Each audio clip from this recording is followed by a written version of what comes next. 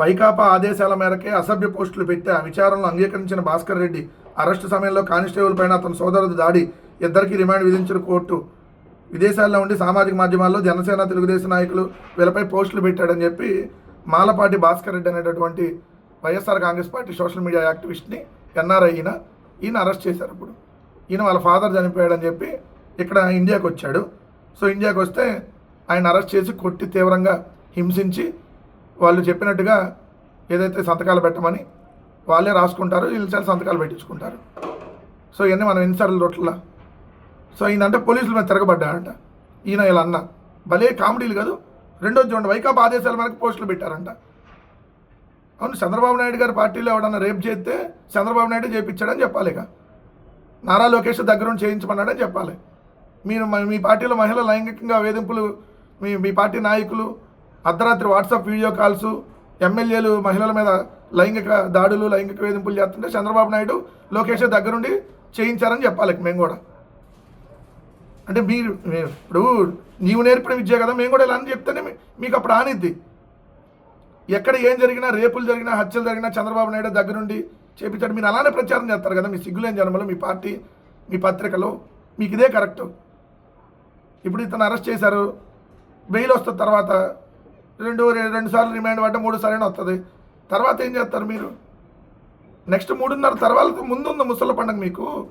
ఇప్పుడు ఇలానే విర్రవేగండ కేసులు పెట్టి ఇలానే పెట్టి తర్వాత ఖచ్చితంగా ప్రతి ఒక్కరిని గుర్తుపెట్టుకునేది ఉంటుంది, ఏడా మర్చిపోయేది ఉండదు. ప్రతి ఒక్కరికి చక్రవడ్డీతో సహా తిరిగి చెల్లించే కార్యక్రమమే జరిగిద్ది. అది మాత్రం మర్చిపోమాకండి. ప్రతి సీసాకు లెక్క, షాపుల నుంచి వినియోగదారుల వరకు ప్రతి దశలోనూ లెక్కల ట్రాకింగ్, మద్యం అమ్మకాల్లో ట్రాక్ అండ్ ట్రేస్. ప్రస్తుతం డిపోల వరకు ఈ టెక్నాలజీ, త్వరలో పూర్తి స్థాయి డిజిటల్ చెల్లింపులు, రియల్ టైం డేటాపై ఎక్సైజ్ శాఖ కసరత్తు, అక్రమాలు నకిలీలకు అడ్డుకట్టేసే లక్ష్యం. అంటే ఈ ప్రభుత్వం ఎట్లా ఉంది అని అంటే దీన్ని చూస్తే మీకు అర్థమైపోయింది. అంటే ఇప్పుడు దాకా ఈ ప్రభుత్వం ఈ సంవత్సర కాలంలో అమ్మినటువంటి మద్యం, ఎందుకంటే అక్టోబర్ నుంచి ప్రైవేట్ దుకాణాలు, అక్టోబర్ నుంచి ఇప్పుడు అక్టోబర్ దాకా సంవత్సర కాలం, ఈ సంవత్సర కాలంలో కల్తీ మద్యం అమ్మేశారని డైరెక్ట్గా ఒప్పుకుంటుంది ప్రభుత్వం. ఎందుకంటే ట్రాకింగ్ లేదు, ట్రేసింగ్ లేదు. అయినా ఇప్పుడు ట్రాకింగ్ ట్రేసింగ్ పెట్టినా ఇప్పుడు డిస్టిలరీలన్నీ మీ చేతిలోనే ఉన్నాయి. ప్రభుత్వం మద్యం అమ్మేది ఈరోజు మీకు సంబంధించినటువంటి మద్యం దుకాణాలు తెలుగుదేశం వాళ్ళ చేతిలో ఉన్నాయి, బిల్ షాపులు మీ చేతుల్లో ఉన్నాయి, ఎక్సైజ్ శాఖ మొత్తం మీరు. ఇంకెక్కడ బయటకు వస్తుంది ట్రాకింగ్ ట్రేసు? జగన్మోహన్ రెడ్డి గారు ఉన్నప్పుడు సిస్టమ్ అని, మంచి సిస్టమ్ అని తీసేసి ఈరోజు ట్రాకింగ్ చేస్తాం, ట్రేసింగ్ చేస్తాం, ఎక్సైజ్ శాఖ కసరత్తు, రియల్ టైం డేటా. అది స్కాన్ అయితేనే ఆ బాటిల్ అమ్మటానికి ఉండేది జగన్మోహన్ రెడ్డి గారి ప్రభుత్వంలో.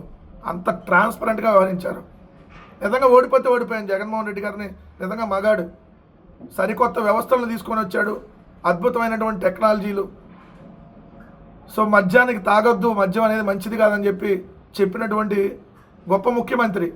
ఏ ముఖ్యమంత్రి అందరూ ఈరోజు మద్యం తాగండి, తాగి పోగండి అని చెబుతున్న పరిస్థితి.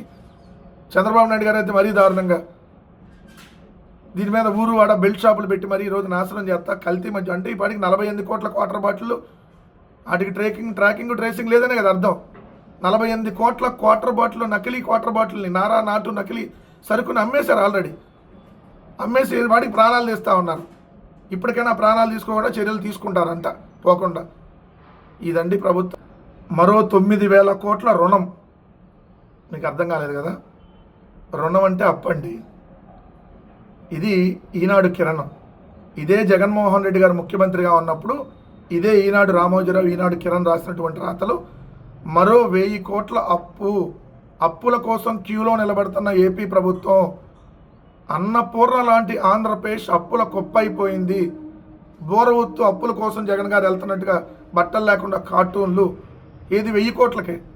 కానీ ఇప్పుడు 17 నెలల కాలంలో 2,27,000 కోట్ల రూపాయలు ఇప్పటికే ఈ చంద్రబాబు నాయుడు గారి కూటమి ప్రభుత్వం అప్పులు తీసుకొని వస్తే దాన్ని అప్పులు అని రాయకుండా రుణం అని రాస్తూ, ప్రజలకు అర్థం కానటువంటి భాషలో రాస్తూ, ఇప్పుడు మరొక 9,000 కోట్ల రూపాయలు అప్పులు అమరావతి పేరుతో మళ్ళీ తీసుకొని వస్తే, అంటే ఆల్రెడీ ఇప్పటికి అమరావతి పేరుతో 31,000 కోట్లు కాకుండా ఇది ఒక 9,000 కోట్లు, అంటే 40,000 కోట్లు ఇప్పటికే అమరావతి పేరుతో అప్పులు తీసుకొని వస్తే దీన్ని తెలియకుండా ప్రజలకు ఉండాలని రుణం అని రాస్తున్నారు.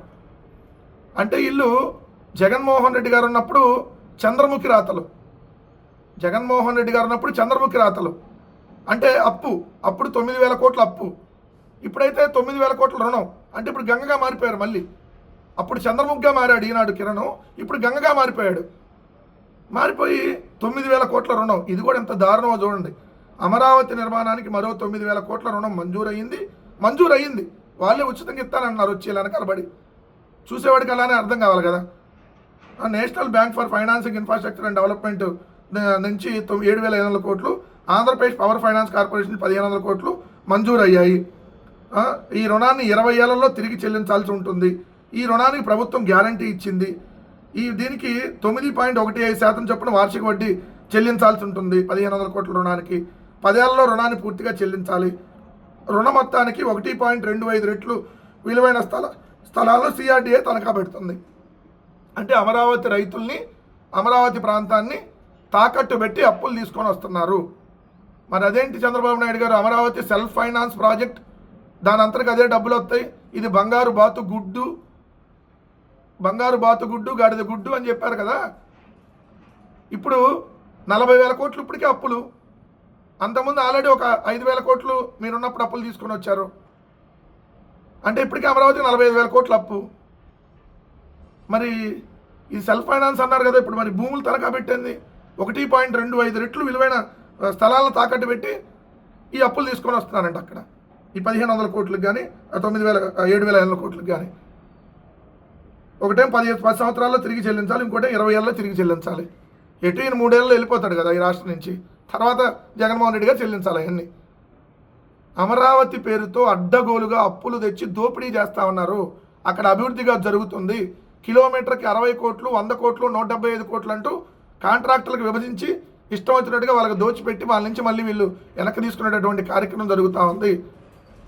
కానీ ఈ పత్రికలు మాత్రం చంద్రముఖి రాతలు ఒకప్పుడు, గంగ రాతలు ఒకప్పుడు. అప్పుడేమో అప్పు, ఇప్పుడేమో రుణం. సిగ్గు శరం ఉండాలి.